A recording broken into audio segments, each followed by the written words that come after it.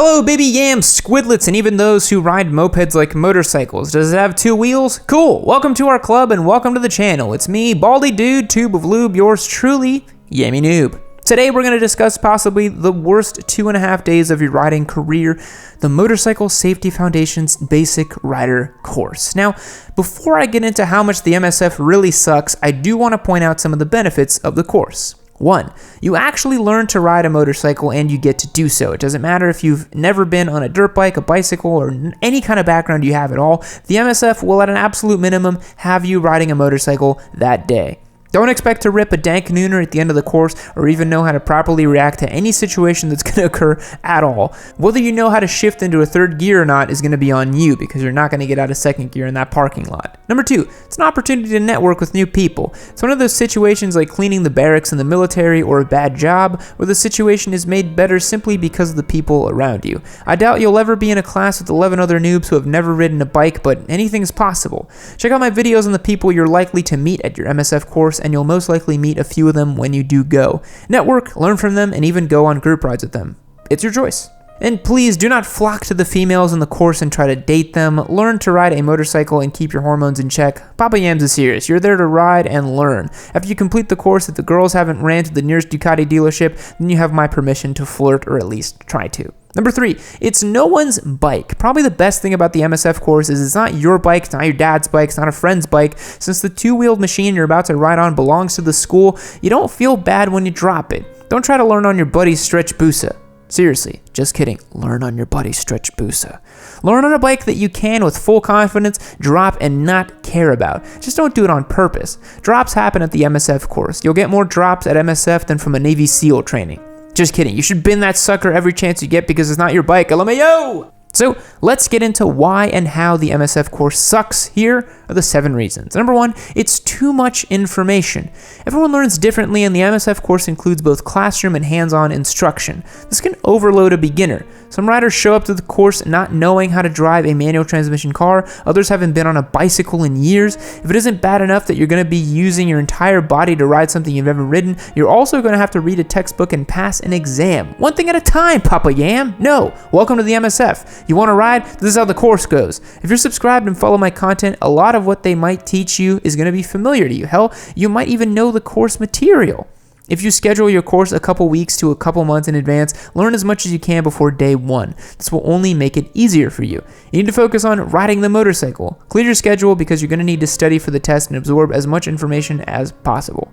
When you start the MSF course, you're going to be overloaded and overwhelmed with a lot of information. The classroom instruction will teach the basic fundamentals of moving forward, balance, and cornering and surviving in traffic. The biggest issue comes down to the volume of information. New riders may walk away from the course knowing 80% of what was taught, but what about the forgotten 20%? A lot of knowledge in riding a motorcycle comes from experience, not instruction. Keep your books and read them until you know them. Number 2, and this is probably my number 1 gripe with the MSF, it's not enough practice.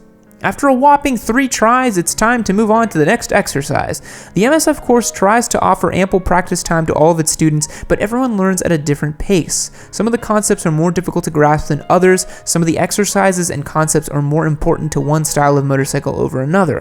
What one rider succeeds at, another fails. After the MSF, it's highly recommended to find an empty parking lot and improve your weaknesses.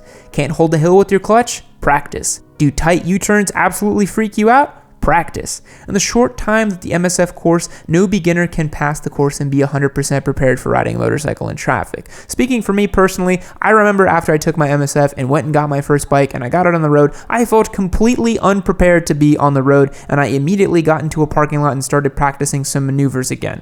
Just food for thought.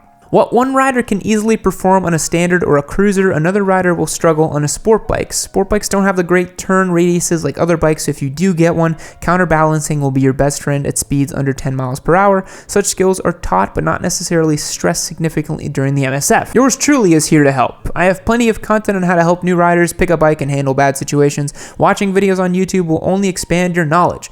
Do it! Watch my videos! Do it! Number 3, maneuvers aren't always practical. Now, one of the biggest complaints coming out of the MSF course is the maneuvers aren't always practical. The test is comprised of certain maneuvers which are practiced during the course. For most riders, these maneuvers will be rarely used on the streets. Tight teardrop, U-turns, and 90-degree turns from a stop, well, they're good to know, but in reality, most riders will just put their foot down. For the inexperienced riders, these are situations which causes drops. Anything using the friction zone outside of a straight line is enough for a noob to drop their bike. It's good to know, but the MSF forces riders to learn these techniques under strict time constraints while still trying to get used to simply riding a bike. When it comes to what people are actually going to ride, most riders won't be using the low speed skills learned in the course. It's not about ability, it's about practicality. Is it possible to weave an 800-pound gold wing through tiny traffic cones? Yes. Will most riders attempt it? No.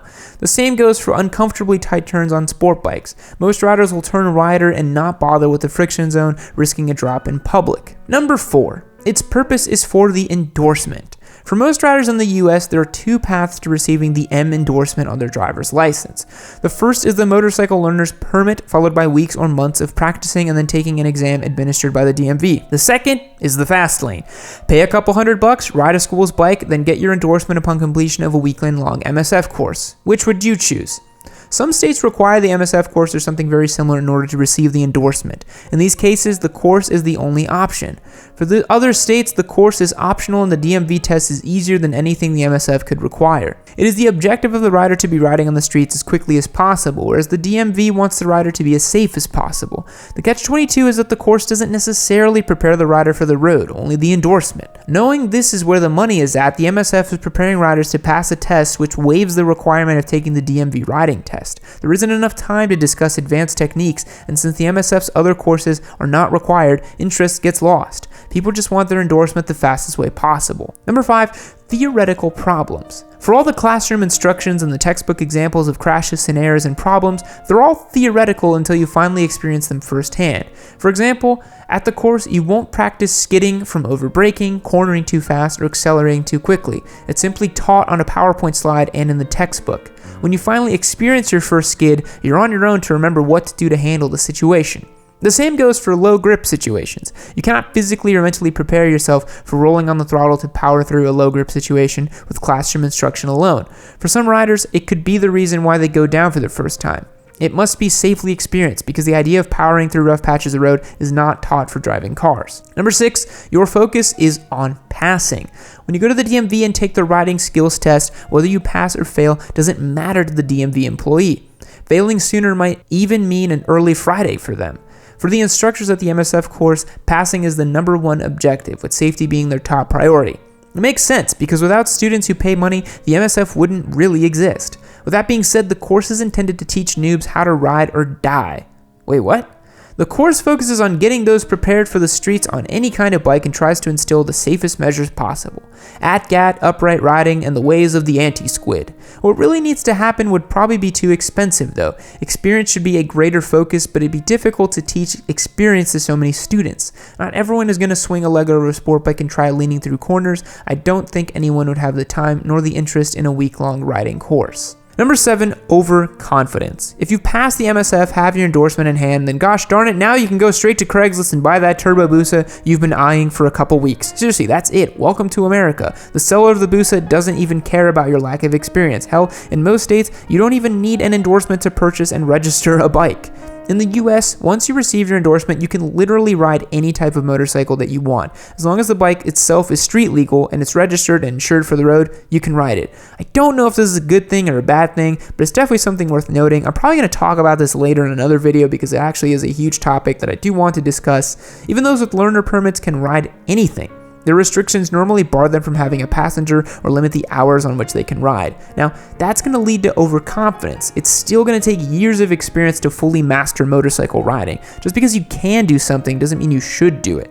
Don't be overconfident and get yourself killed, my dudes. Practice your basic skills, wear the proper gear, and choose a bike that fits your needs and abilities. Check out channels like Dan the Fireman, Moto Jitsu, and, well, yours truly to learn how to ride a bike effectively and smoothly. Not everyone can and should start out on a leader bike. Actually, no one should start out on a leader bike. Ride your own ride, and don't push your limits too far in the first couple months of riding. Now, Thanks so much for watching this video and tuning into this channel. I hope you enjoyed and got something out of it. If you liked it, go ahead and drop me a comment letting me know what you thought about it, or simply subscribe and let me know all about it. As a reminder, your benevolent and sweet Yammie Noob is out here giving away motorcycles. Click the link below to find out how you can enter to win our Yamaha R3 or Suzuki SV650. We'll be announcing our winners on October 17th, and then after that, we'll be doing 3, maybe even 4 bikes that we'll give away. So click those links and check it out. Now I'll catch you guys next time. See you later.